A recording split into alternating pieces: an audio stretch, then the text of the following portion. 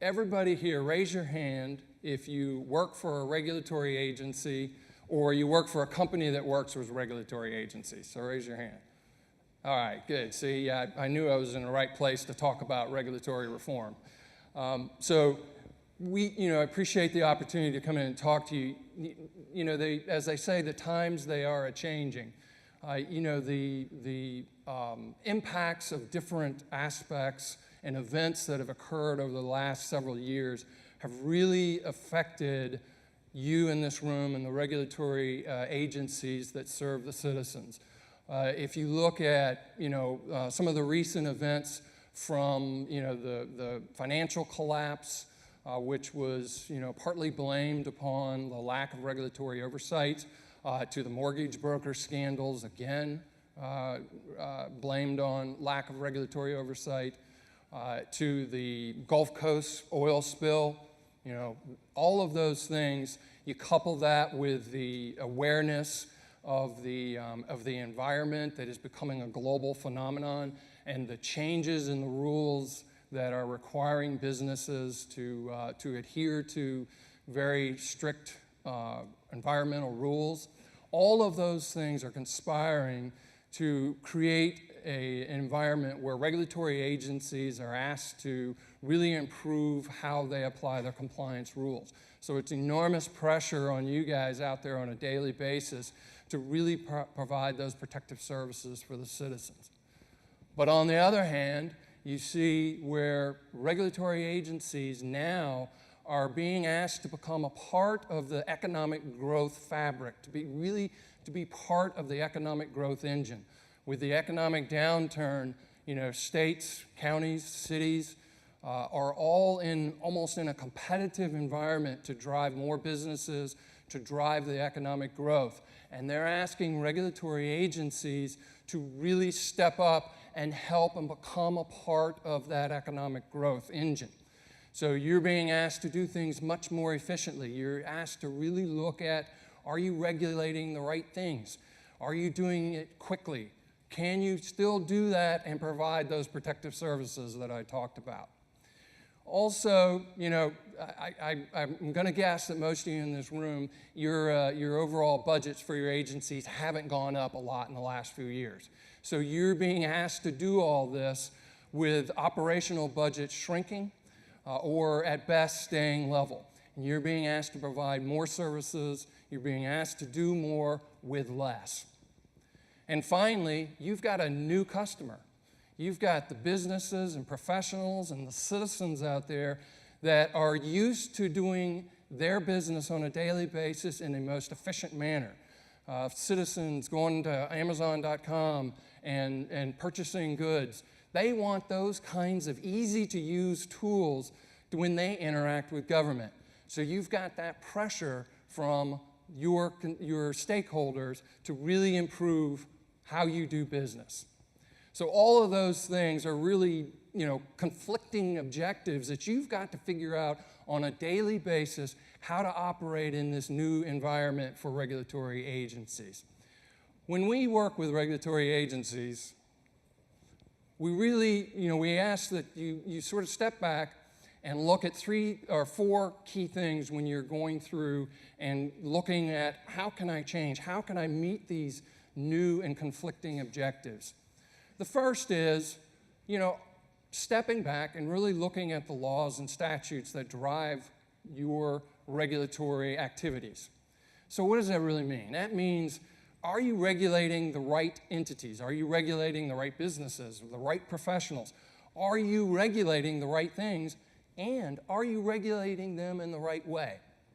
We worked with a regulatory agency in Florida, and when we were looking at some of the rules that were driving the processes that they had in place, some of those rules were written in the 1930s and required, blue ink signatures on applications that had to be filed by paper.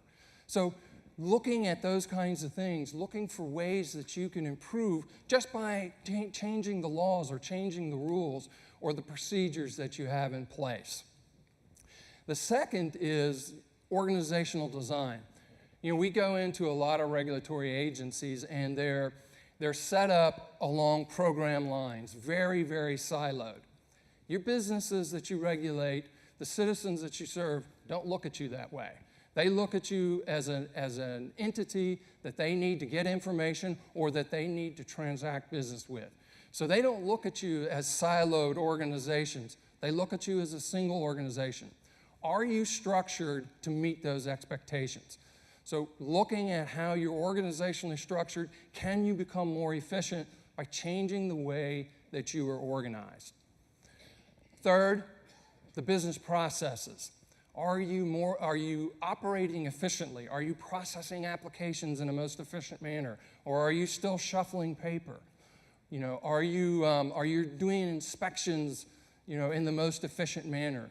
So those are the kinds of things that you need to look at to determine and improve the processes that you operate under. And finally, you need the right tools. And that's mostly why we're here today, right? Because you need the right tools to be able to deliver those services. And the Accela product suite provides you with that excellent platform that allows you to deliver the services that you need to deliver. So having a technology platform that supports the change that you need to make, supports the new processes, supports your interactions with business and professionals and the citizens that you serve. So those are some key areas as you embark upon your change journey that you really want to look at.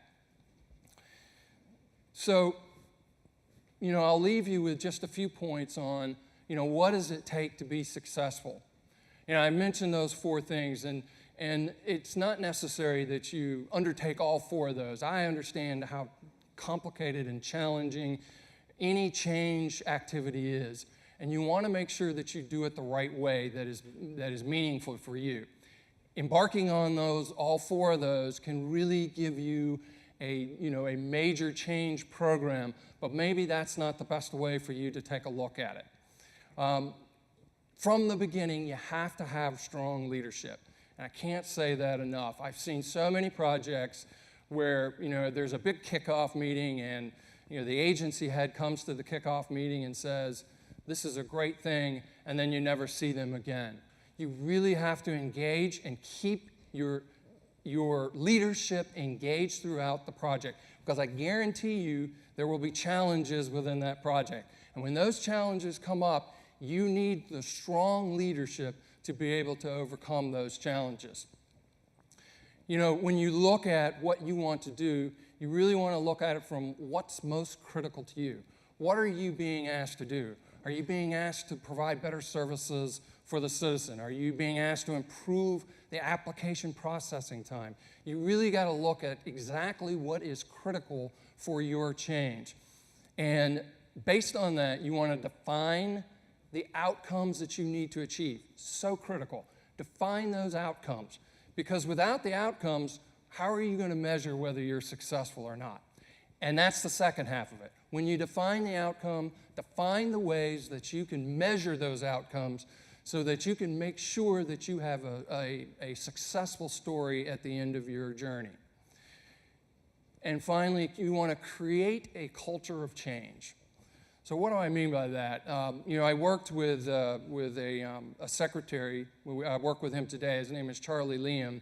And he works with me on a daily basis. And he was the former secretary of one of the largest regulatory agencies in the world in Florida.